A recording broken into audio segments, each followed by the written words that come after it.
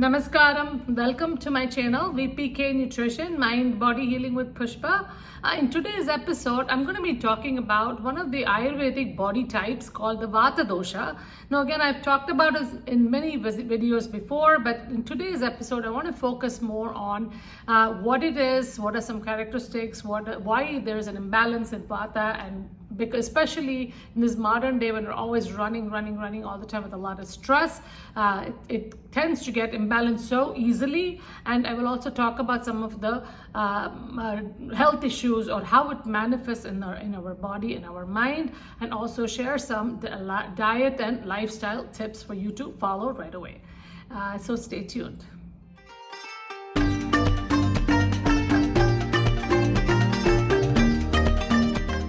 Welcome back, everyone. First of all, thank you so much to all my viewers who have been watching regularly and have also subscribed.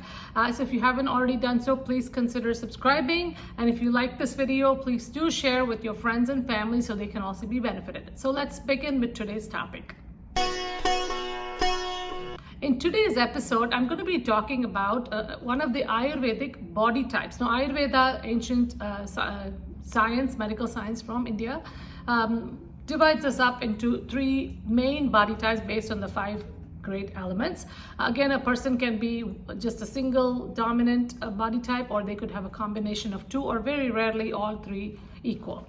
Now again, today I'm going to be focusing on the first one, which is the Vata dosha. Again, I have talked in detail about the characteristics, everything else, and the behavior and all of that in one of my previous videos. I will share the link in the description if you want to go watch that. In today's episode, I wanted to focus more upon the imbalance of Vata, and also if you are a body type, this would be useful for you, and also talk about some of the diseases that are common among Vata body types or imbalance, and also how to help pacify the Vata with diet and lifestyle so you can heal yourself.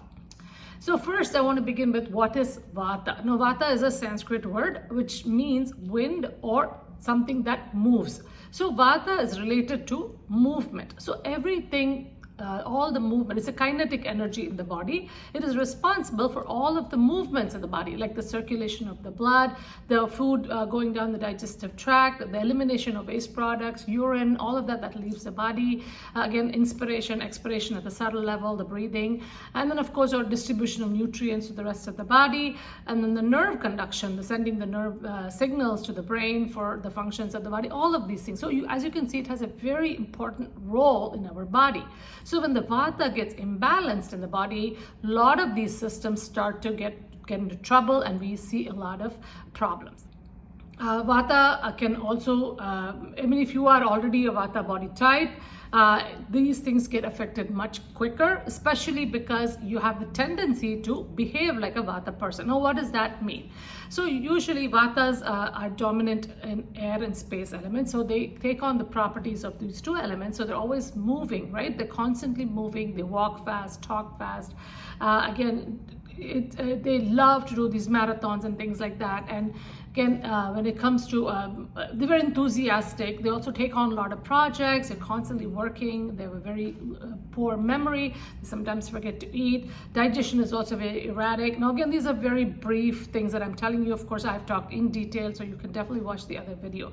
So again, if you can relate to a person like this with a very small body frame, very skinny, lanky, and always wanting to do activities, then you're more likely dominant in a Vata dosha. Now, a person who's so there are also reasons why somebody's Vata can get imbalanced. Suppose you don't have a proper routine in your life. You're eating cold, dry foods all of the time, snacking all of the time, eating salads and drinking cold beverages, or even working too much and not taking breaks, or traveling a lot, especially to people who travel for work 4 or 5 days a week, airplane travel. All of these things can imbalance your Vata. And also lack of sleep, not sleeping when you're supposed to. These are things that can cause a lot of Vata imbalance. And again, this ultimately leads to a lot of stress. So when a Vata person gets stressed, then they usually get very anxious, nervous, fearful, or sensitive, and get very overwhelmed, and even sometimes can go into depression, like I just can't do this anymore. So if you can relate to any of these things, more likely your Vata is out of balance. So let's look at some of the clinical manifestations of Vata. First of all, the seat of Vata in the body is the colon, and also bones, the lumbar region, and also the ears, because Vatas relate to the world through their ears. That they're very sensitive to sounds and noise. So based on this, we can see what are some things that can get imbalanced. Number one is constipation, gas, bloating. All of these GI conditions are related to Vata. Generally, constipation is when you're not having a bowel movement every year or at least every other day and not evacuating completely when you go. So you're having really dry, hard stools. This is definitely a Vata problem. Number two, dryness, dry stools, dry hair, dry skin, dry nails. All of these are manifestations of a Vata disorder or imbalance. Number three is aversion to cold and windy weather. So I know you're always feeling very cold. That's generally because you have a Vata imbalance. Number four is food allergies. Generally, sensitivities or allergies to food is related to Vata. Number five is joint pain, arthritis. Those are all some Vata conditions due to the drying of the Shleshika kapha, or rather the moisture, the liquid in the joint area. Or any pain in general is also related to Vata. Number six is nervousness in the mental level, anxiety, nervousness, fearfulness, feeling insecure, overwhelmed. All of these things are related to Vata disease.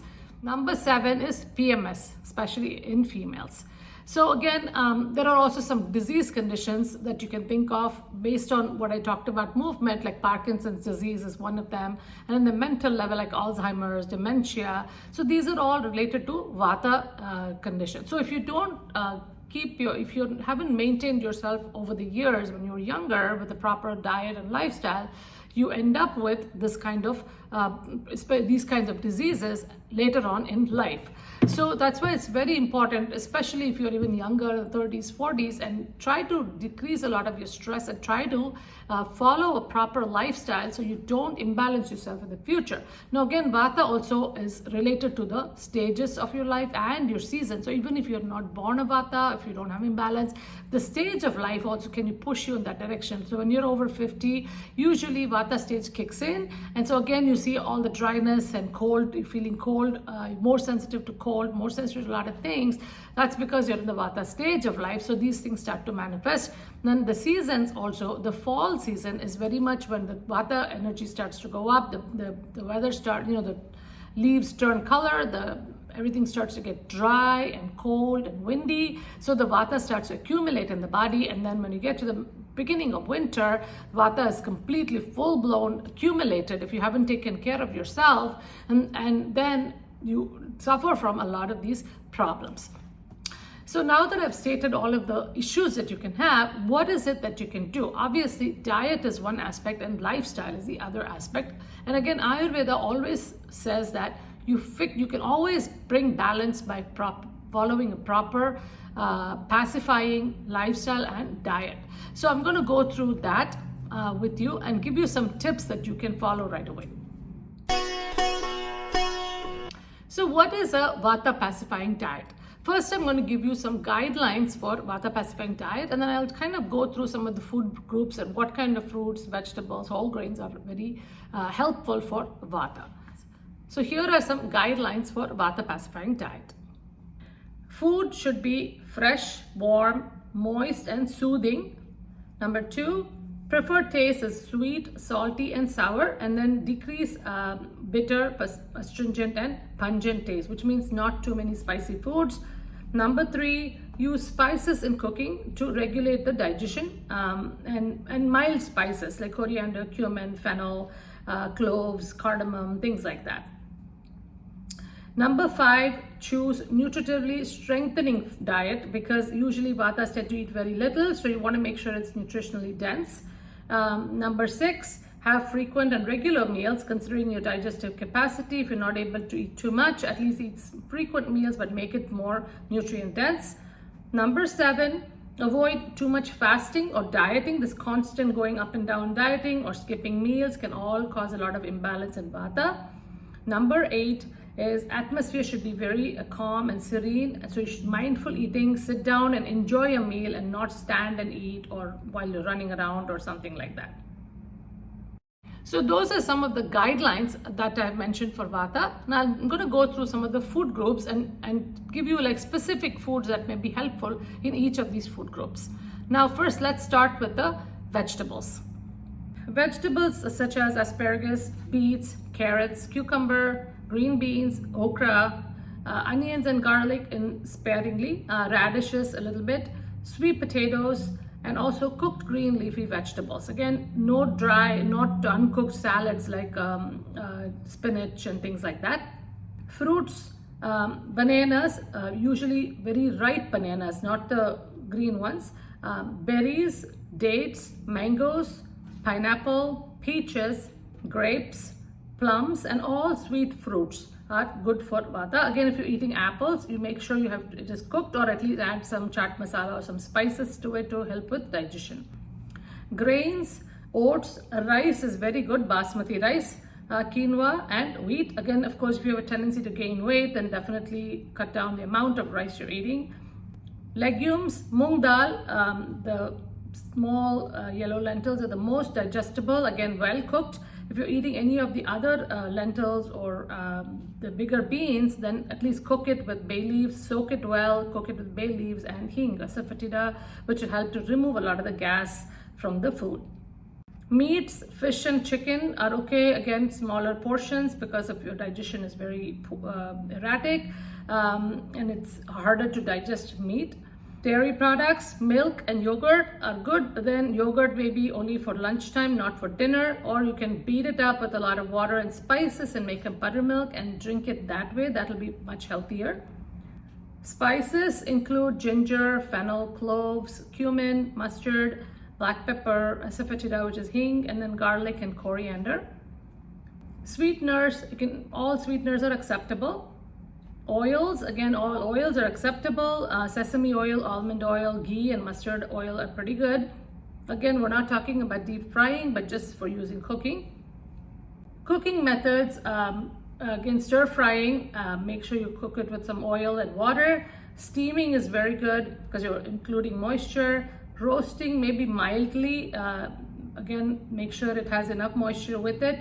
Boiling is very good. Modern methods like pressure cooker, the instant pot, the electric pressure cooker is okay. Slow cooking, of course, is much better for Vata. Avoid deep frying and eating dry snacks. So those are some of the foods that you can incorporate into your diet.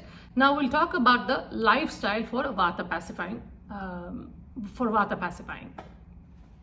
So what are some guidelines for lifestyle for a Vata or Vata pacifying?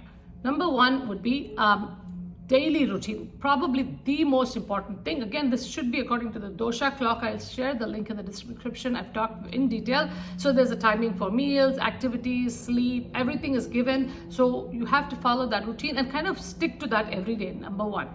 Number two, exercise, because Vatas like to move, and it is important to move so that you can release a lot of the stuff that you're holding on to. It's best exercise is walking. Again, if you can do it during the afternoon time before dinner or something, just kind of calm yourself. Again, being outdoors is also very good for Vata. Number three, again, yoga asanas, grounding poses, standing poses, like Virabhadrasana and Trikonasana, the triangle. Those are all very good. Again, holding poses longer, breathing through the poses is very important. Not just doing like a very fast sun salutation or something like that, because that can cause more imbalance. Number four, pranayama. Again, pranayama, nadi shodhana, which is the alternate nostril breathing, is excellent for Vata because it helps to balance the sun and the moon energy and keeps you more grounded, helps with the circulation and remove any blockages in the body and the physical body and mind. Number five is Abhyanga. Again, warm oil massage. Usually sesame oil is really good. So especially in the fall, winter months, when the Vata is aggravated, you definitely want to make sure you get a full body massage. At least once a week, the full body. The rest of the time, the exposed areas, you can have some oil. Just like you apply lotion, you can put oil because it gets absorbed into the skin. Number 6 is taking a warm bath with some Epsom salt. You could put like quarter cup of Epsom salt in a bathtub, fill it up with a little bit water, warm water, and just sit there and relax for about 20 to 30 minutes. You can listen to some music or just do meditation, whatever helps you, just to kind of calm your body and mind. And then number 7, guided meditation is excellent. And especially when you have a lot of thoughts running around and you're not able to sleep, put some guided meditation and kind of follow along, and just that will actually help you relax your body, your nerves, and it'll help you go to sleep. Or even if you don't sleep, even during the day, if you're really exhausted, that actually is very good to refresh you and give you that power nap feeling. So these are some of the diet and lifestyle tips that I have shared, and hope these are going to be useful for you. And if you relate to any of the things that I mentioned in the earlier part of the video, definitely try to follow this. And in general, I have noticed with a lot of my patients, most people have a Vata imbalance, because the first dosha to get imbalanced is the Vata dosha, especially given our lifestyle today, constantly doing work and activities and always engaging in our mind with the gadgets and watching YouTube and watching TikTok and all this other stuff. It easily gets imbalanced because we don't really take any downtime and to decompress, and that is such a problem in our society today. So definitely try to follow some of these things little by little. Finally, you're going to feel a lot of energy, feel much better, and hopefully avoid any of these major issues later on in life. So hope you enjoyed today's episode. If you found this helpful, please like it, and again share with your friends and family. For this week, listen to your body, observe your mind, and heal yourself, and I'll see you soon with a new episode. Have a wonderful week ahead.